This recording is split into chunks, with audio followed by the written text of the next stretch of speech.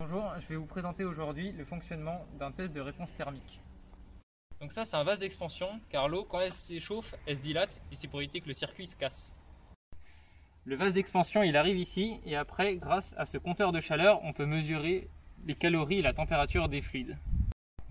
Donc ça c'est un circulateur Willow qui permet de faire circuler l'eau et on arrive sur la résistance électrique qui permet de la chauffer.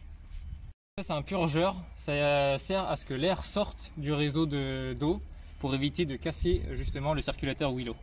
Sur le débitmètre, ça sert à gérer la quantité d'eau qui circule dans les tuyaux. Donc là, derrière cette mousse isolante, on a des sondes près du réseau de chaleur pour éviter justement qu'elles gèlent pendant la nuit, on les a bien isolées.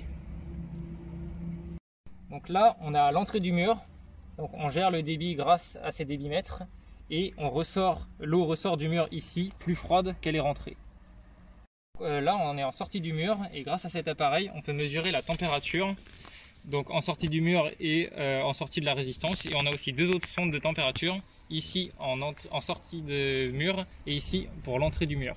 On a un tableau électrique, donc si on regarde on peut voir différents composants dont un afficheur qui mesure la consommation de la résistance électrique.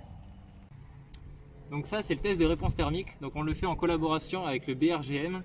Et l'expérience va durer 3 jours et on fait des relevés tous les heures et on reviendra pour vous donner les résultats.